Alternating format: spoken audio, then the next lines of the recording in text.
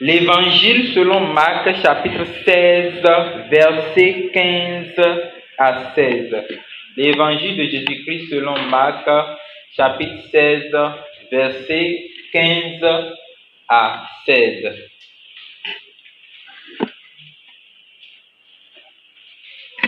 Puis il leur dit, allez partout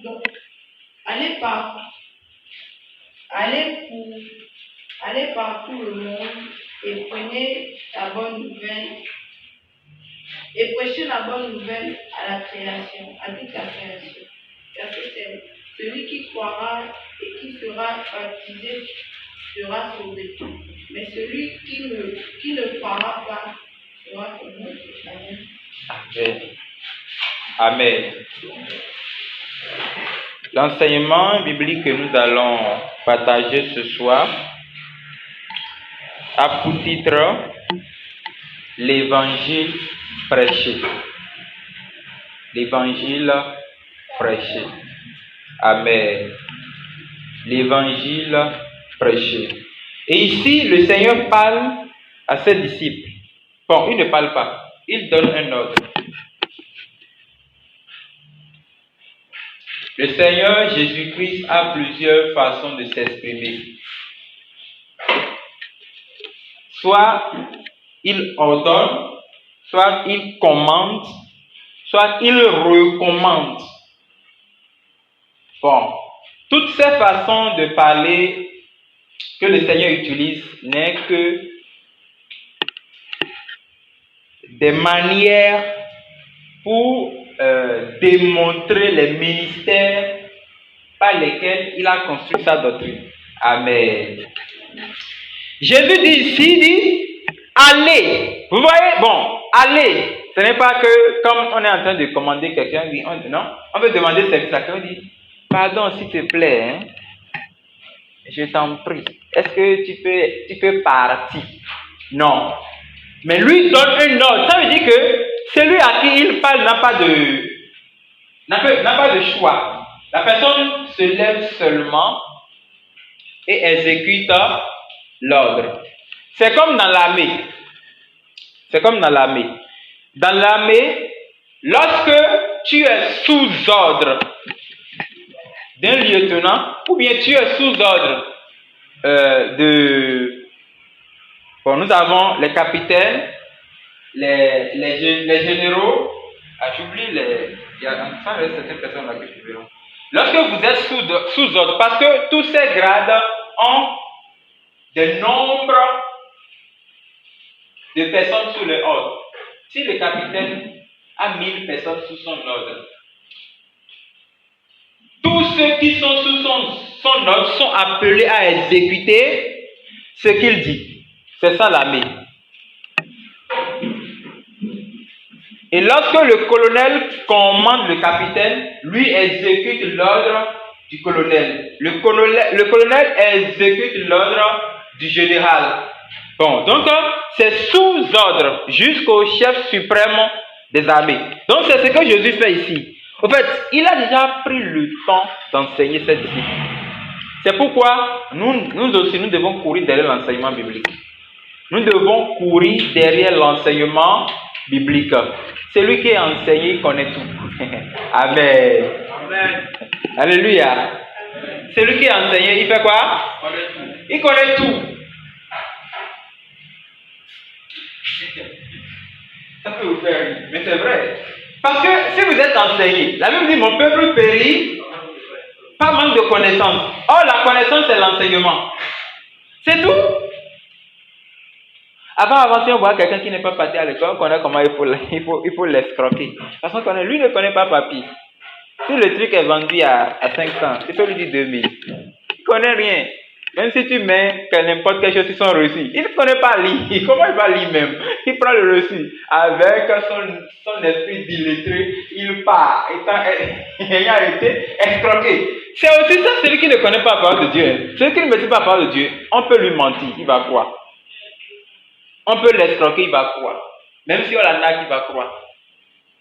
C'est pourquoi le seul conseil que je peux donner à quelqu'un que je veux voir ici, c'est de toujours s'accrocher à la parole de Dieu. Donc, il a pris le temps d'abord d'enseigner les disciples.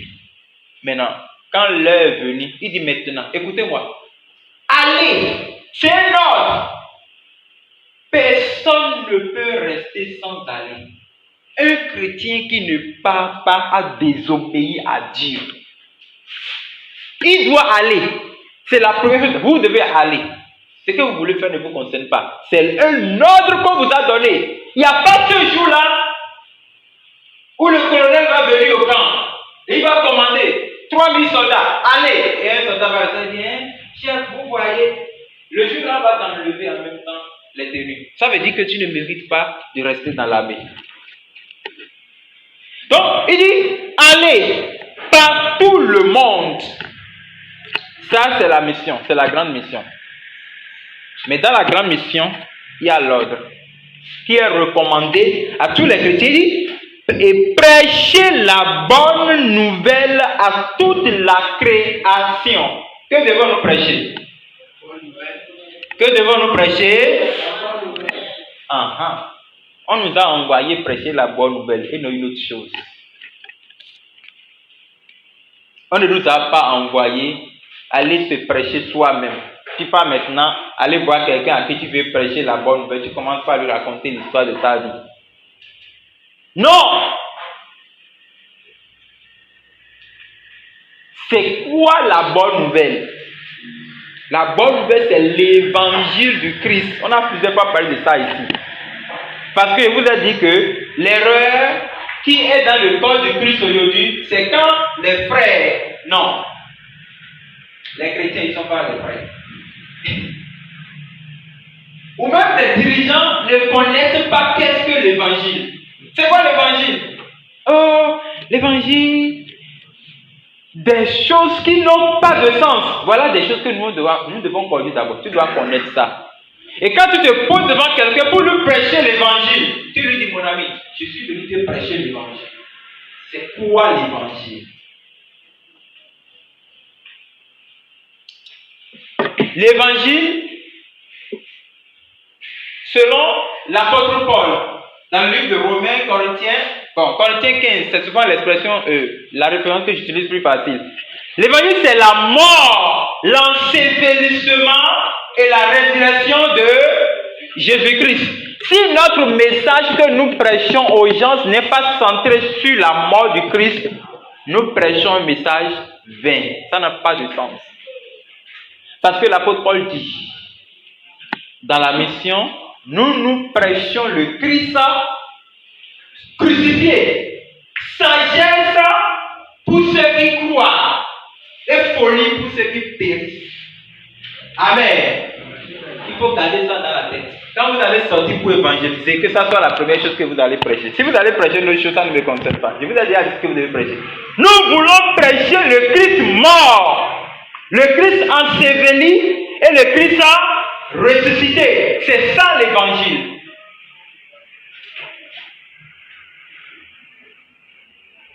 La mort, c'est la repentance. Acte 2:38. Mourir pour le péché. L'ensevelissement, c'est être plongé, c'est-à-dire baptisé en signe de mort avec Christ. Ça veut dire le baptême par immersion au nom de Jésus, qui montre, qui certifie que le péché de la personne est pardonné. Et maintenant, la réception du Saint-Esprit, c'est-à-dire Christ ressuscité en nous, Christ ressuscité en moi. Je ne vis plus pour moi, mais je vis pour Christ. C'est ça l'évangile. C'est ça on prêche. Et quand on prêche ça, les signes accompagnent. C'est ça on prêche. Peut-être c'est moi qui suis en train de me tromper. Continuons. Il dit, c'est lui qui croira. Vous attendez? Notre message ne consiste pas à prêcher la loi et les œuvres aux gens. Non, nous voulons prêcher la grâce. Mon ami, crois au Seigneur Jésus et tu seras sauvé. Crois à l'évangile et tu seras sauvé. Ce n'est pas donner ta vie à Jésus. Jésus n'a pas réclamé la vie de personne. Parce que nous n'avons plus de vie. Nous sommes déjà morts par le péché. C'est Jésus qui nous a accordé la vie. Et Jésus dit dans le livre de Jean, il dit, c'est lui qui croit en moi aura la vie et la vie en abondance. Amen. Lorsque l'apôtre Paul a prêché, il a dit au gueuleux, il dit, crois au Seigneur Jésus. Nulle part dans notre Bible, vous n'allez voir dans la Bible, donne ta vie à Jésus, tu seras sauvé. C'est faux. Ce n'est pas dans la Bible. C'est croire au Seigneur Jésus et tu seras sauvé. C'est ce que nous devons prêcher aux gens. Quand tu vois quelqu'un, tu veux lui montrer le chemin, la première chose à lui montrer, même s'il est dans l'agonie de la mort, mon ami, dis-lui, crois, tu seras sauvé. C'est Jésus qui a la puissance de la mort. S'il ne décide pas, la personne ne peut pas mourir. Même si je vois que sa respiration reste un, et ça fait boum, boum, je dis, écoute-moi bien. Crois au Seigneur Jésus, tu seras sauvé. Sinon, je ne prie pas pour toi. Je ne suis pas là pour que tu reviennes dans la vie encore continuer ta vie de péché. Non. C'est quoi? Éphésiens 2, verset 8. C'est par la grâce que nous avons été sauvés, par le moyen de la foi. Ça veut dire que je vais vous expliquer ça clair, avant que nous ne développions ça prochainement. Ça veut dire que Christ a déjà fait l'œuvre de la croix. Maintenant, quand toi tu viens, tu es venu avec ta nature adamique. On te dit, tu vois l'œuvre là qui est faite. Par tes propres œuvres, tu ne peux pas te sauver. Toi, voici la grâce. C'est cette grâce qui te sauve. Mais tu dois passer par un moyen pour l'obtenir. Quel est le moyen? La foi. Très bien. C'est la foi. Donc tu crois seulement et tu es sauvé. C'est ce que nous voulons prêcher aux gens. C'est ce que nous devons prêcher aux gens. Un chanteur a dit que c'est pas cette croix le plus vil, le plus grand des pécheurs a été sauvé. Il faut dire Alléluia. Alléluia. Il faut dire Alléluia. Alléluia. C'est pas cette foi dans l'œuvre de la croix, le plus grand pécheur au monde a été sauvé. Voilà ce qui nous donne l'audace de prêcher à n'importe qui. Amen. Amen. J'ai vu un vieux qui a déjà, lui, déjà dans 80 ans. Et quand on lui a prêché la bonne nouvelle, il regarde comme ça, il sourit. Il dit, papa, what is happening now? Qu'est-ce qui vous arrive comme ça? Il dit, vous voyez ce que vous prêchez là. C'est vrai, hein? Mais moi, je ne peux pas être sauvé. Il a dit, waouh, c'est intéressant. Parce que moi, je connais que tout le monde peut être sauvé. Il dit, tu vois ma main là, ça tu as versé trop du sang. J'ai été militaire. J'ai reçu cette grâce. J'ai reçu encore ceci. J'ai trop tué. Même moi, si je viens devant Jésus, Jésus va me regarder, il ne va même pas me répondre. Je dis, oh, c'est peut-être les gens comme vous que Jésus la cherche. C'est ça, parce que vous allez voir des gens, ils ont déjà trop fait du mal dans la vie. Et eux aussi voient qu'il n'y a plus d'espoir pour être sauvé. C'est faux. Celui qui a perdu l'espoir d'être sauvé, c'est celui qui est déjà mort. Mais si la personne demeure vivant, il a encore de l'espérance pour être sauvé. Mais le salut par la croix. C'est ce que nous allons prêcher aux gens. Donc, c'est ça que Jésus dit ici, c'est lui qui croira. C'est pas la foi que nous obtenons la grâce d'être sauvés. Donc, c'est lui qui croira, lui, on le fera baptiser. Et ça confirme qu'il est sauvé. Après cela, celui qui ne croira pas sera condamné. Écoutez ça là bien, c'est encore au futur. Il paraît que le verbe là est conjugué au futur antérieur. Ça veut dire que la personne n'est pas encore condamnée. Il n'a pas dit celui qui ne croira pas est condamné. Il n'a pas dit ça. Nous voulons prêcher l'amour de la croix. Amen. La personne sera condamnée. Ça veut dire qu'il a encore de l'espoir pour croire. Donc, plus il refuse de ne pas croire, plus l'amour de Dieu l'attend. Mais s'il décide finalement de ne pas croire jusqu'à son dernier jour, c'est là qu'il sera condamné. Amen.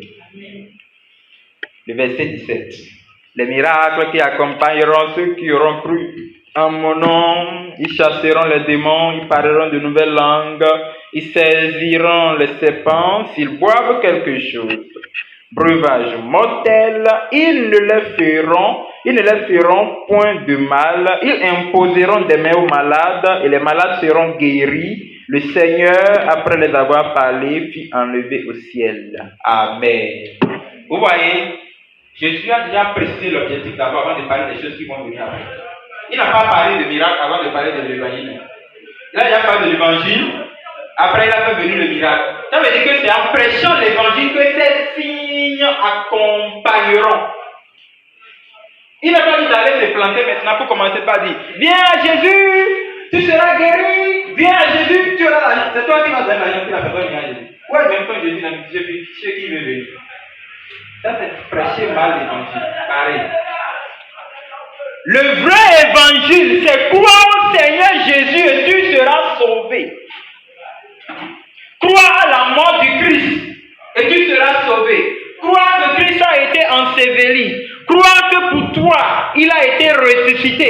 Et toi, tu dois mourir pour le péché. Tu dois être enseveli et tu dois ressusciter pour porter la vie du Christ. On va voir un autre exemple de ce qu'il a dit. Le frère Matthieu a expliqué dans Matthieu chapitre 28, le verset 18, verset 19. Bon, verset 18 ne nous concerne pas actuellement. Verset 19, verset 20. Voilà, verset 19, verset 20. Matthieu chapitre 28, verset 19, verset 20. Je peux lire ici. Ok. Allez, faites de toutes les nations des disciples, les baptisant au nom du Père, du Fils et du Saint-Esprit, et enseignez-les à observer tout ce que je vous ai prescrit. Et voici, je suis avec vous tous les jours jusqu'à la fin du monde. Amen. Amen. Ça aussi, c'est la grande mission. Mais dans la grande mission, il y a l'évangélisation. Quand je dis la grande mission, c'est une mission accordée aux apôtres qui sont les missionnaires. Mais en eux, il y a l'évangélisation. Personne ne peut aller sans évangéliser. Et personne ne peut évangéliser sans aller. Amen. Donc vous allez voir que là aussi Jésus donne un ordre. Il ne demande pas. Hein? Il n'a pas demandé, s'il te plaît, est-ce que tu peux partir pour moi? Il n'a pas dit ça. Il dit, allez, c'est un ordre. Donc tout le monde doit aller. Nous devons aller. Il dit, allez. Après, il dit, faites. Après, il dit, baptiser. Après, enseigner. Après, observer. Ça, c'est les 5 ministères de la Sainte Doctrine. Allez. L'évangéliste.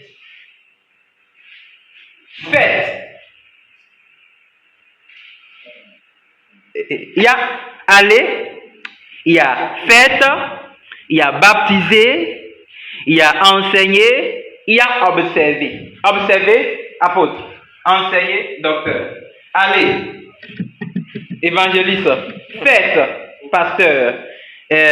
Baptiser, prophète. Ça fait 5 choses.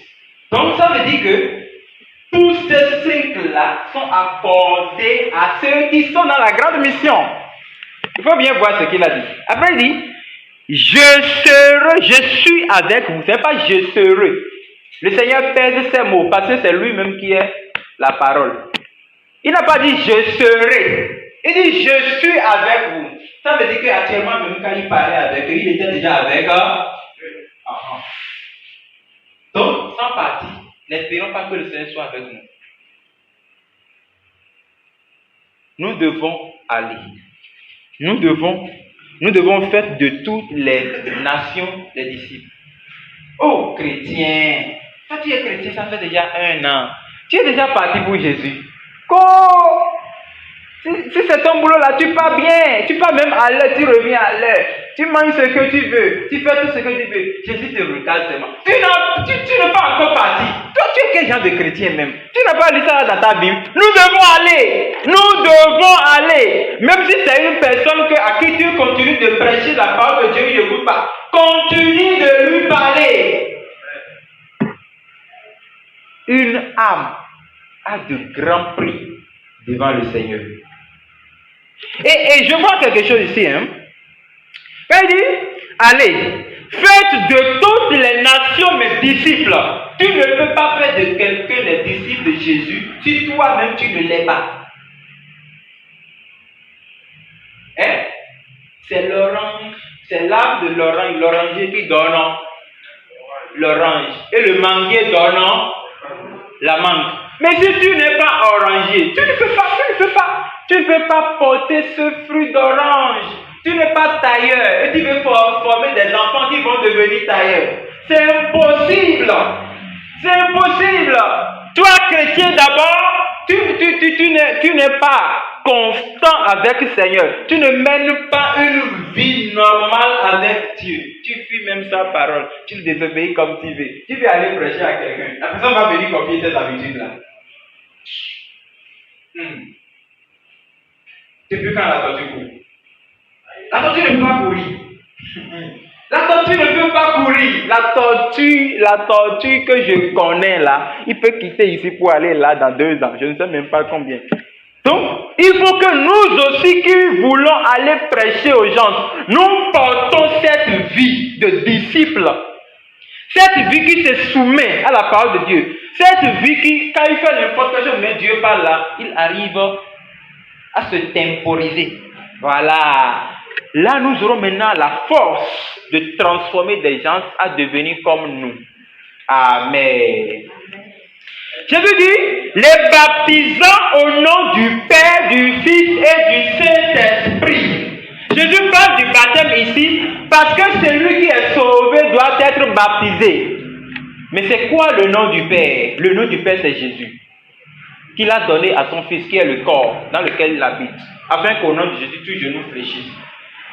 Quand le Fils voulait partir, il dit, l'Esprit Saint que je vous enverrai en mon nom.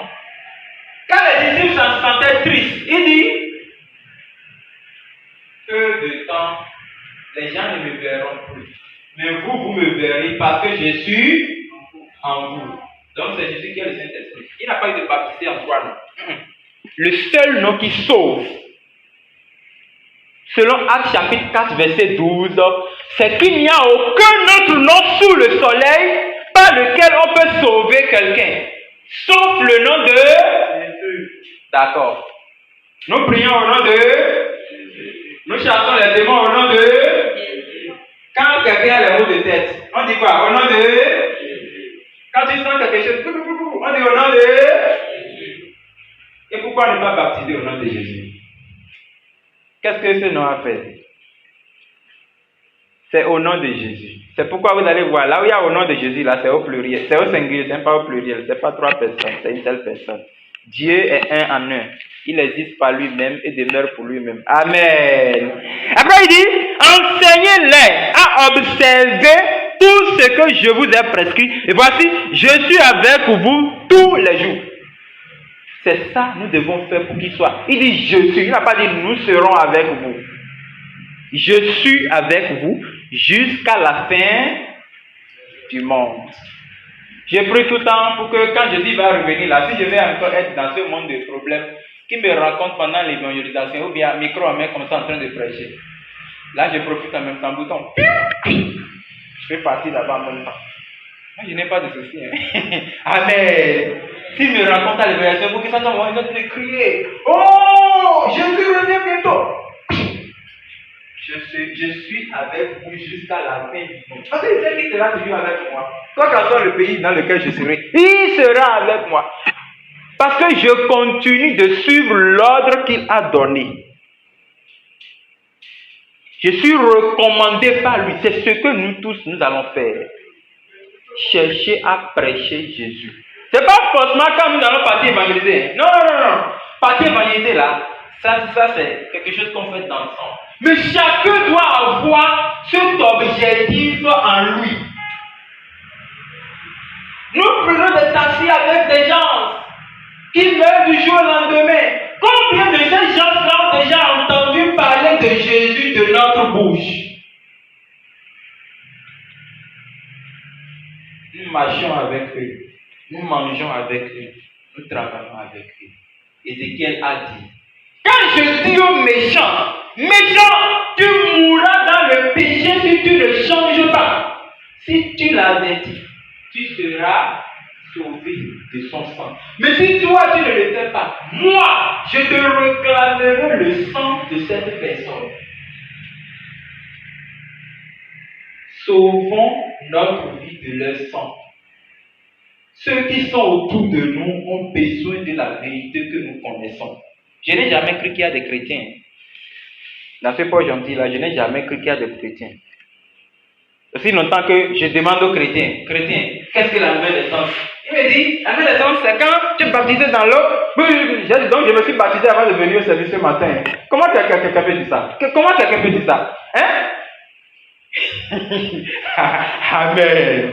Ah là là. Regardez. Jean-Baptiste a baptisé d'eau. Oui ou non? Oui. Et il a dit, quelqu'un vient derrière moi, il va baptiser de Saint-Esprit. Maintenant, donc ça veut dire que c'est le baptême de Jean-Baptiste là qui amène le ciel. Mais l'autre qui baptise du Saint-Esprit, il n'est rien. Pourtant, le monsieur a dit que c'est lui qui vient là, il est fort. Je ne peux même pas toucher cette sandale. Écoutez, il faut que lui grandisse pour que moi je me rabaisse. Ça veut dire que moi, mon ministère, c'est de vous montrer le chemin. Lui là, s'il ne baptise pas quelqu'un de son esprit, il ne va pas entrer au ciel. Hein? C'est ce qu'il dit. Hein? Donc c'est le baptême du Saint-Esprit qui veut dire la nouvelle naissance. Ça veut dire que la personne ayant été crucifiée, mort à la croix avec Christ, est ressuscitée avec Christ. Donc ce n'est plus lui qui vit. Christ l'a baptisé. Ça veut dire que Christ le porte maintenant. C'est cette personne qui est morte et né, il est maintenant naître de nouveau. Ça veut dire que ce n'est plus lui-même qui vit. L'ancienne naissance est déjà bannie, détruite, et lui-même il vit à nouveau. Ça on appelle nouvelle naissance. Ça veut dire naître à nouveau. La personne était née de façon ancienne, de la nature du péché, de la nature d'Adam. Maintenant, à la croix, on a tué cette nature. Il faut que lui, moi je mets et que lui vit. En tuant cette nature, la personne est morte. Mourir pour le péché. Christ a vu le péché. Il a vu la coupe. Il est parti maintenant crucifié. Il est parti, on l'a crucifié. Ce n'est pas Christ qu'on a crucifié, hein? C'est la coupe du péché qu'il a bu. Et le livre de 2 Corinthiens chapitre 5 verset 20 dit, celui qui n'a point péché, il a fait devenir péché pour nous. Il n'est pas devenu pécheur, hein? Il est devenu péché pour nous. Ça veut dire qu'il a consommé le pouvoir du péché. Il est parti crucifier ça. C'est pas lui, c'est le péché qui est mort à la croix.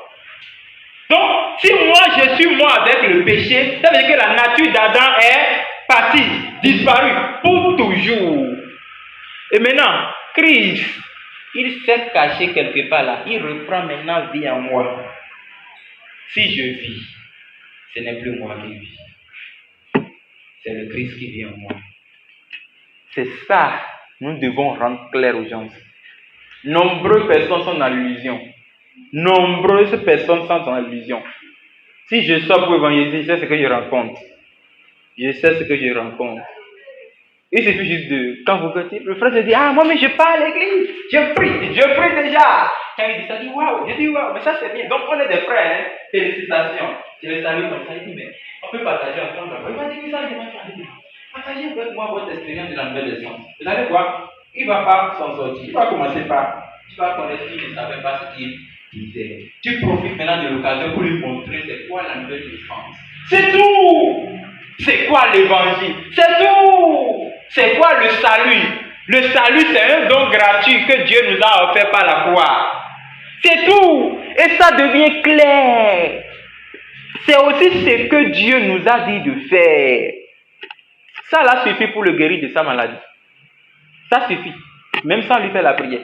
Ça suffit pour que son problème qui n'a pas de solution depuis fort longtemps, ça retrouve la solution. Ça suffit pour que les miracles commencent à se produire dans sa vie. L'évangile prêché. Amen. Amen. Est-ce que quelqu'un est content ce soir? On va prêcher l'évangile, non? Je vais prêcher. Prêcher et prêcher. Vous aussi, il faut décider comme ça. Nous allons prêcher. Prêcher et on va montrer à ce monde que nous avons Jésus. Le vrai Jésus. C'est pas Jésus. Jésus. Je ne sais pas comment je vais dire. C'est pas le Jésus là. Le Jésus qui transforme, qui délivre, qui change. Nous voulons montrer au pécheur qu'il a encore de l'espoir. Nous voulons lui montrer que sa dose de péché, non, ne vaut rien devant l'amour que Dieu nous a montré à la croix. Amen. Si seulement on peut aller au moins se pointer devant les hôtels les soirées, en train de distribuer les traités, repentez-vous car le royaume de Dieu est proche. Repentez-vous car le royaume de Dieu est proche. Repentez-vous car le royaume de Dieu est proche. Oh, mais c'est là qu'on voit les gaillards. Repentez-vous car le royaume de Dieu est proche. Vous pensez que tout ce que nous faisons c'est banal? Ce n'est pas banal. Quand même nous prenons 2 minutes de quelqu'un, nous l'occupons à lui parler de Jésus au bord de la route, ça le sauve d'un danger. Oui. Ne pensez jamais que ceux qui sont en train de mourir sans Jésus-Christ sont en train de mourir directement. C'est le diable qui est en train de bénéficier de toutes ces armes pour entrer dans la salle d'entente pour attendre l'enfer et le jugement, la condamnation éternelle. Et ce qui me fait mal, vous ne savez pas, hein? Quand je me rends compte que moi je mange, je dors, et je pars même, je dis que je célèbre Jésus à l'église, je reviens, je me sens à l'aise, j'ai encore des frères autour de moi, et tout se passe bien, et les gens sont en train de se battre pour entrer dans l'enfer. Quand je me rends compte des fois, je dis Seigneur, est-ce que cette dose de péché que je suis en train de commettre, la aurait pardon un jour? C'est mon problème. Hein? Parce que qui connaît, si cette personne qui a fait accident aujourd'hui et qui vient de mourir là, peut-être c'est toi qui étais destiné à lui montrer le chemin de la vie éternelle. Et il est en train de partir comme ça. Nous devons prêcher Jésus. Et cette sémence, nous devons aussi semer ça dans les petits enfants. Pour la première fois, moi j'ai prêché l'évangile quand j'étais au C2. Je laisse pour quand on était au C1 aussi. Mais au C2, je me suis rendu compte que je connais parler. Au C1, je ne maîtrise pas bien. Mais je me rends compte que j'avais un camarade de classe et on venait maintenant de l'école un jour. Lui, il est musulman. Son papa, c'est Alhaji. Je lui prêchais. Je lui disais, il dit, oh bon, Jésus là, il s'est là. Je dis, non, laisse ça. Et je vais te raconter une histoire. Il dit, vas-y. Il croyait en moi. Il était plus âgé que moi. Parce que quand on avait fait le primaire, on avait les gaillards. On était petits. Quand tu fais erreur, donc tu ne vas pas t'approcher de. Voilà. Donc quand je lui parlais, j'ai dit, laisse-moi te raconter une histoire. Tu sais qu'un jour là, ce monde-là va entrer dans des problèmes. Il dit, c'est faux. J'ai dit, je ne maîtrise pas la Bible en ce moment, hein. Mais on nous a déjà enseigné la parole de Dieu et j'avais tellement de versets à réciter dans la tête. Quand j'ouvre ma bouche, seulement je te récite. J'ai dit, ce monde-là, ça va détruire un jour. Il dit, non, je l'ai fait, ça existe. Il me dit, parle-moi maintenant. Elle dit, très bien. Jésus va revenir. Je sais que vous ne. Il va revenir. J'ai dit, il a dit qu'il va revenir. Mais quand il va revenir, là, certaines personnes vont disparaître. C'est ceux qui sont vraiment ses enfants. Et le monde va connaître le feu. Il me dit encore, raconte-moi. Il est parlé. Vous savez, après maintenant, il ouvre sa bouche. Je me rends compte, c'est une soirée, hein. Avec 17h comme ça, on revenait de l'école, parce que c'est en 2003 ou bien en 2004. Il dit, j'ai pris que, avant que ça ne se produise là, que je meure déjà et que mes enfants aussi meurent. Voilà. Mais au moins, je l'ai embrouillé. Au moins, ça, il ne va pas oublier sa table. Hein? Nous devons aussi apprendre à faire ça. Semer ça dans la tête. Les petits enfants peuvent prêcher l'évangile. Aujourd'hui, dans les médias, on voit les petits enfants qui réagissent comme des génies. Mais pourquoi ne pas utiliser ce talent de génie-là pour gagner des âmes pour Jésus. Donc, nous pouvons passer par toutes les méthodes. J'ai bien dit toutes les méthodes. Que ça soit donner des Bibles aux gens, distribuer des traités, utiliser les téléphones, allumer les audios, même en chemin comme ça, on nous avait appris à allumer la parole de Dieu. Et vous gardez ça comme tu gardes ça. Quelqu'un va entendre ça, ça va lui faire quelque chose. Avant, quand il y avait les cassettes, c'était facile. Passez par tous les moyens. Passez par tous les moyens. Si c'est même prends ton ardoise et mettre, Jésus peut te restaurer. Et gardez ça comme ça. Imaginez à combien de personnes cela va changer quelque chose dans les têtes, dans la journée. Parce qu'aujourd'hui, nous sommes dans un monde souillé où le diable a placé tout pour séduire le cœur de l'homme. Tout ce que nous voyons là, c'est des souillures. La convoitise de la chair, la convoitise des yeux. Où tu commences à regarder, ça se mélange là-haut. Si tu n'es pas comme truc là, après tu te rends compte que tu es un enfant. Voilà. Ça t'embrouille jusqu'à ce que quand tu viens même devant Dieu pour prier, ou bien quand tu es en train de suivre l'enseignement, comment faire comme ça, tu commences pas à te rendre compte que j'ai vu une jolie nana aujourd'hui quand je partais au service. Le gars commence à te dire, qu'est-ce que tu as pensé d'elle? Ton idée quitte maintenant là où tu es. Tu commences à penser là. Maintenant, moi je vais maintenant te dire, dis-moi ce que je viens de dire, répète-moi ça. Tu vas commencer à dire, nous devons obéir à Dieu. Regarde ta vie. Regarde ta vie toi-même. Amen. Le diable est rusé. Je le connais, je le connais bien. Il utilise tous les moyens pour enlever de notre tête que la mort. Des fois même la mort n'existe pas. Il te dit, mais fais ta vie. Tu as quel âge même? Oh, tu vas encore avoir 90 avant de mourir. Toi petit comme ça, tu t'intéresses à cette genre de choses. Oublie ça et continue ta vie. Il connaît bien quel danger se trouve devant toi. Oui, c'est nous que le Seigneur a placés comme sentinelles pour allaiter. Allons, comme il a dit. Prêchons, comme il a dit. Baptisons, comme il a dit. Enseignons, comme il a dit. Observons, comme il a dit. Suivons les âmes, comme il a dit. Sauvons les petits enfants. Sauvons les jeunes. Sauvons les vieillards. Sauvons toute personne.